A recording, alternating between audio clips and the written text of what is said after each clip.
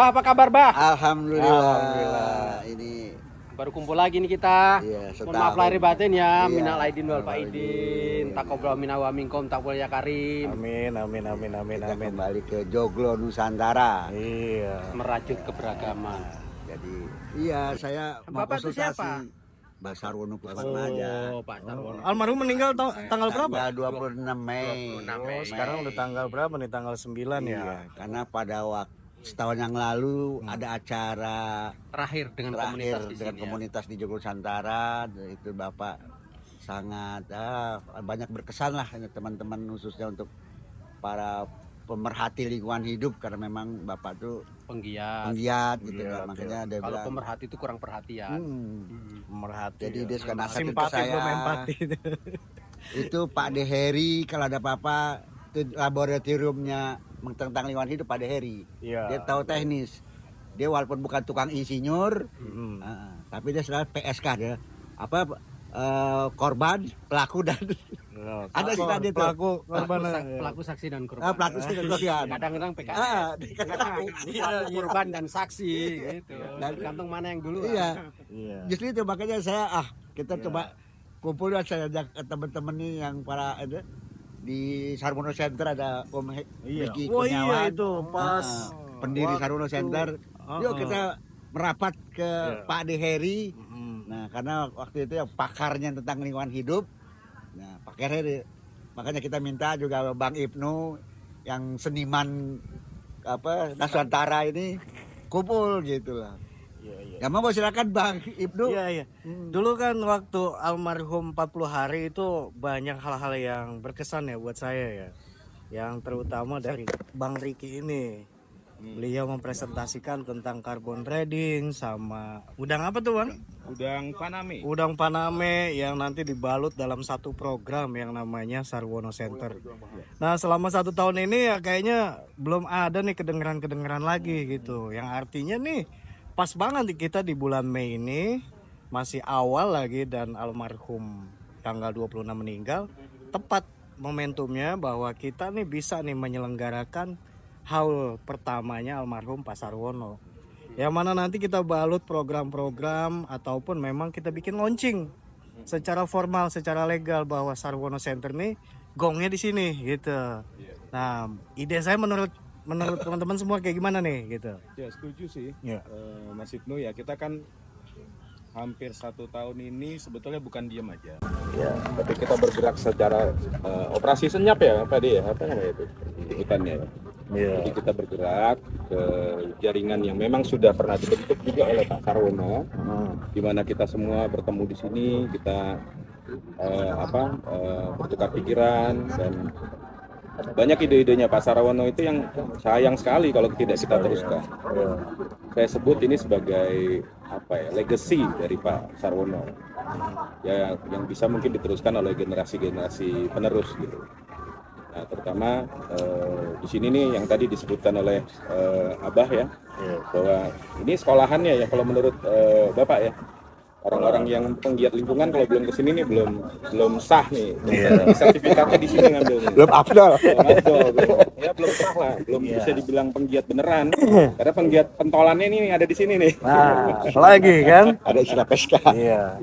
Ya, saya setuju Mas Ibnu. Nah, Iya. kalau bisa ya kita adakan di sini nih, Pak D. Gimana Pak D? Setuju nggak? Ya gini. Kalau boleh.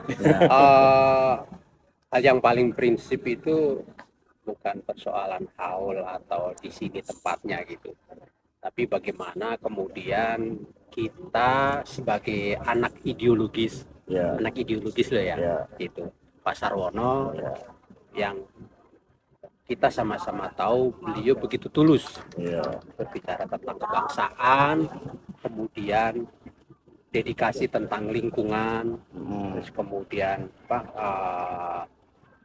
banyak hal yang sudah beliau buat, jaringan-jaringan tapak itu yang kita sebagai anak ideologisnya berkewajiban melanjutkan. Nah, Itu yang penting. itu memang. sebagai warisan buah pikiran beliau. betul. Itu yang menjadi paling penting, bahwa kemudian dengan momentum setahun berpulangnya beliau ini rasanya akan menjadi momentum yang baik. Kalau tadi istilahnya haul atau apa gitu, itu menjadi momentum yang cukup baik lah setahun ini. Apakah kita sebagai anak ideologisnya Pak Sarwono sudah bikin apa sih gitu kan gitu. Nah, kalaupun dipilih tempat ini, saya sangat welcome gitu. Dan bahkan beliau kan memang terakhir bertemu komunitas sebelum wafat itu kan di sini. Dan banyak pesan-pesan beliau yang disampaikan langsung ke saya, ambil megang-megang tangan saya gitu dengan serius gitu. Apa tuh pesannya? Banyak deh, nanti barangkali nanti akan kita sampaikan kan gitu. Boleh tuh. Nah, Iya, gitu. iya. Yang menjadi tekanan kita bahwa kita ini anak-anak ideologis beliau, masih ada anak biologisnya ya gitu kan. Jadi kalau kemudian kami bergerak sendiri mengatasnamakan Pak Sarwono Kusuma Atmaja, bukan karena kami kurang ajar, tapi kami mengagumi beliau, kami mengidolakan beliau, kami menganggap beliau sebagai bapak kami juga.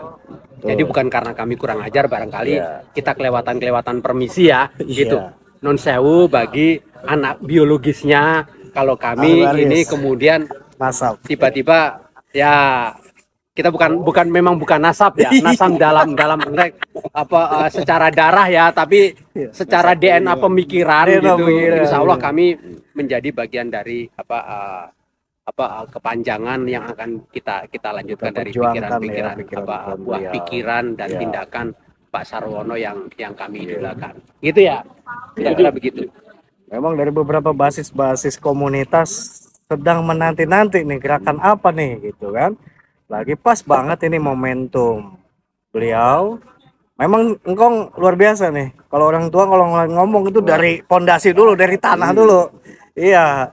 Tapi komunitas ini udah nggak sabar ini menanti apa ini yang kita mau kegiatan nih kita kerjakan nih, kegiatan-kegiatan yang bersifat positif. Apalagi soal lingkungan hidup yang mana cuaca nih makin panas gitu kan ya. Anak-anak sekarang itu kan taunya cuaca lingkungan tuh apa, cuaca panas, hujan, badai dan lain sebagainya. Padahal di balik semua itu ada hal-hal yang bisa kita manfaatkan. Nah, artinya dalam satu komunitas atau Sarwono Center ini bisa kita publikasikan apa saja program-programnya. Nah, menurut saya sangat positif. Nah, kita basis dari komunitas-komunitas ini sangat menanti kegiatan atau gebrakan apa yang mau kita canangkan ke depan. Sebenarnya kan gini ya, teman-teman itu terus bergerak. Ada atau tidak ada institusi yang akan dibentuk baru gitu, Sarwono Center ataupun sebenarnya selama ini kan bergerak karena kesadaran gitu. Tapi bahwa dengan kehadiran Pak Sarwono yang kemudian menjadi perekat, bisa merajut, kemudian menjadi sebuah gerakan bersama. Nah, ini yang kebetulan setelah kepulangan beliau, ini hampir kurang nih perekatnya gitu kan gitu. Jadi barangkali dengan mengambil nama Sarwono Center, Haul Sarwono, dengan momentum Haul Sarwono itu membuat nanti ada tokoh-tokoh baru yang bisa menggantikan beliau dengan segala kemampuannya, dengan segala ketulusannya yang bisa merekatkan kembali komunitas-komunitas itu gitu ya gitu ya. Kalau kami sih di akar rumput itu memang kesehariannya memang bergerak di bidang-bidang seperti itu. Tapi kalau kemudian berserak terus kemudian tidak saling terkoordinasi, tidak terkonsolidasi, kan jadi kayak gerak-gerak sendiri. Nah, kita butuh tokoh sosok yang bisa menjadi leader kita kan gitu. Kita sangat kehilangan betul beliau gitu. Abah, Iya. Abah kemarin warawiri ke komunitas apa aja tuh, Bah? Yang di mana tuh? Di beberapa tempat itu tentang pelaksanaan. ya kita ada beberapa grup yang Bapak suruh ya, tolong kamu cari komunitas yang akar rumput ya. Kita ada beberapa teman-teman di grup WA. Ada siap gerak itu isinya Jarok dari Banten sama Ku dari Cirebon. Terus bela negara dan itu isinya beberapa aktivis berbasis lingkungan hidup. Itu sama Bapak almarhum. Iya. terus ada beberapa hal lagi ya. Cuman yang saya tertarik, yang saya bingung, kenapa Bapak cinta banget dengan Joglo Nusantara. Jadi begini, saya pernah dampingin Bapak di kampus di Purwakarta ya, saya nggak sebut kampusnya apa ya. Repot. Saya bilang ini kampus orang untuk lingkungan hidup, tapi kampusnya ber-AC, bla bla bla dibacakan. Nah, ada tuh di daerah Jawa Barat di Depok katanya, itu namanya Joglo Nusantara. Itu dinyamukin jadi orang pecinta harus dikit-dikit nyamuk gitu kan. Iya, jadi di depan mahasiswa ngomong ini kita nih kebanyakan atraksi, tidak substansi. Saya jadi bingung nih ngomongannya bahasanya gitu kan. Makanya Pak itu maksudnya Pak? Aksinya kurang. Ah, iya. Aksinya banyak, aksinya kurang. Iya, saya bilang Pak ya kamu tanya ada sama orangnya tuh Herigonku. Apa maksudnya tuh? Kebanyakan atraksi, tidak substansi. Nah karena itu dia, makanya ada istilah lagi yang saya cerita sama Bapak mengenai Kang Heri ini ada apa namanya saksi, korban dan pelaku. Apa? Nah ini ternyata kan dia udah beli tanah, dia kontribusi pemerintah kagak ada, dia cuek aja tetap bagus gitu. Monggo silakan Kang Heri. Saya juga pengen jelasin sekarang, pengen tahu deh apa yang dimaksud bos saya itu seperti itu gitu. Ya kita kan memang membangun wacana itu penting, memproduksi wacana itu penting. Tapi yang menjadi lebih penting lagi, kemudian kita bikin rencana aksi gitu. Jadi kemudian eksekusi gitu ya. Jadi ini memang juga kita duduk-duduk memproduksi wacana ini terus adik-adik kita ini kan juga selalu memproduksi wacana, tapi kemudian selalu ada actionnya gitu. Nah, terkait dengan istilah pelaku, saksi, dan korban itu sebenarnya istilah-istilah saya aja gitu. Jadi kenapa saya sebut sebagai pelaku gitu, kemudian berikut korban, berikut saksi. Jadi kita melihat tanah-tanah sempadan kayak misalnya kan gitu, sempadan diakui sebagai sempadan, tapi ternyata sempadan itu tidak dikuasai oleh negara sebagai kawasan lindung. Nah, ketika kita ingin hadir ke sana dalam konteks menata, mengembalikan sesuai fungsinya, ternyata itu sudah diprivatisasi akibat kebijakan pertanahan kan gitu. Nah, akhirnya saya mengorbankan diri itu untuk membeli. Dari saksi jadi mengorbankan diri. Nah, mengorbankan diri untuk membeli kan gitu kan. Nah, akhirnya saya juga bisa jadi saya ini termasuk kategori pelaku kejahatan. Juga jadinya. Pelaku kejahatan juga gitu. Kenapa Anda memprivatisasi kan gitu. Tapi berikut saksi juga. Gue menjadi pelaku itu gara-gara ada kebijakan yang salah. Kan gitu. Kemudian saya juga korban juga karena saya punya keinginan dan punya cita-cita, akhirnya gue jadi korban gitu, harus keluar duit. Ya kan? Harus menyontohkan kan gitu. Tanpa dibantu oleh pemerintah kan gitu. Bahkan tanah ini pun keluar tagihan PBB-nya kan. Gitu. Seperti itu. Terakhir nih Bang Riki nih ya.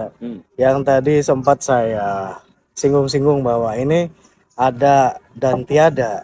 Yang artinya berarti Bang Riki selama ini menjalankan program-program Sarwono Center. Yang mana mungkin ada konsep atau apa yang boleh disampaikan nih.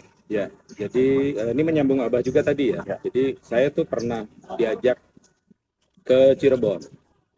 Di Cirebon itu ternyata punya banyak sekali potensi. Terutama kalau kita bicara perubahan iklim, di mana suhu makin panas tadi itu kan. Kita tuh sebetulnya bisa jadi penyelamat dunia sebetulnya. Ya kan? Karena iklim ini kan nggak ada KTP-nya kan. Semua merasakan nih, nggak ada KTP, nggak ada paspor. Seluruh dunia merasakan. Nah, jadi hasil dari bincang-bincang dengan orang-orang di sana, kemudian kita edukasi bahwa ini kalau dirawat, maka ini bisa menjadi salah satu penyelamat dunia tadi. Salah satunya adalah mangrove, yang kita sebut juga dengan karbon biru ya. Alhamdulillah sekitar 2 minggu yang lalu itu ada kabar dari salah satu kuwu di sana, yang memang lokasinya itu di pesisir. Dia dapat kunjungan dari satu universitas di Indonesia ya, sudah meneliti karbon yang di sana. Jadi kalau di survei itu harus kelihatan si pohonnya itu sebesar apa, karena yang menyerap karbon itu kan sebetulnya tanaman, ya seperti yang ada di tempatnya Mas Heri ini. Nah, di sana memang potensinya sangat luar biasa. Sudah diukur tuh setinggi dada diukur diameternya, sehingga kita bisa tahu satu pohon itu berapa, kemudian dikali dengan sekian hektar, potensi nilai ekonomi karbon itu sebesar apa. Nah, Ini yang salah satu hal yang saya dapatkan dari almarhum Pak Sarwono, ilmu yang sangat bermanfaat tentunya, yang kita bisa teruskan ke anak-anak muda. Bisa dibilang kayak Gen Z misalnya ya. Iya. Sekarang kan zamannya artificial intelligence, Iya, betul. zaman AI ya. Saya pernah sampaikan ke Pak Sarwono juga, ini kita harus punya big data karbon nih. Jadi memetakan di seluruh Indonesia itu sebetulnya potensinya sebesar apa sih? Iya. Sehingga kita bisa punya etalase yang bisa kita tawarkan ke bukan hanya di pengusaha yang ada di Indonesia, tapi juga di luar negeri. Iya. Seperti itu. Dan ternyata memang sudah ada success story-nya di daerah Kalimantan Tengah. Gitu. Artinya walaupun tanpa pemerintah ada lahan konservasi, ada lahan yang konservasi ya di sana, lahan gambut ada ini yang sudah punya potensi 1 tahun itu bisa menyerap 8 juta ton CO2 ekuivalen. Jadi satuannya itu TCO2 ekuivalen. Nah itu yang kita bisa replikasi ke tempat-tempat lain sebetulnya. Ya. Pemerintah sedang menuju ke sana, tapi sambil menunggu paralel kita bisa berusaha sendiri juga. Ada namanya voluntary carbon market yang bisa diakses dari dunia luar karena di sana masih beremisi kan, berpolusi di sana. Dan ada ambang batasnya di mana dia harus beli sertifikat karbon. Nah Indonesia punya banyak sekali potensi. Gitu. Oke. Penutup nih, Pak Dery. Pesan buat keluarga almarhum, sahabat-sahabat terdekat, apa nih yang akan mereka harus lakukan terkait tentang tadi yang disampaikan Abah sama Bang Riki dan tadi pendahuluan dari Pak Dery bahwa ya ini udah tidak bisa kita tunda-tunda lagi, bahwa banyaklah karya-karya almarhum yang memang itu masih menjadi PR gitu. Nah itu pesan-pesan untuk keluarga, sahabat terdekat ataupun memang ada beberapa mitra-mitra sehingga mereka-mereka ini bisa berkontribusi terhadap kegiatan kita ini. Ya artinya selama ini memang figur sentralnya kan Pak Sarwono, tapi sesungguhnya kan ada juga supporting dari kiri kanan yang kemudian memperlancar banyak hal yang dilakukan oleh Pak Sarwono gitu. Jadi hari ini entah siapa yang mudah-mudahan dengan hadirnya Sarwono Center itu bisa mengkonsolidasi ulang gitu Ya. dari potensi-potensi supaya kita ini tidak sekedar fans club, fansnya Pak Sarwono gitu. Ketika Pak Sarwono nggak ada ya buyar kan gitu. Tapi kita harus benar-benar menjadi anak ideologisnya beliau gitu. Siap. Oke, ada penutup terakhir? Ya, alhamdulillah. Saya secara pribadi, secara teman-teman sepakat dengan arahan dari Pak Dery karena itu tadi saya bilang Pak Sarwono tuh Harry Gaulku tuh gue banget. Nah itu dia suka ngomong gitu. Terima kasih. Itu aja. Padahal kan gue nakal ya kurang ajar.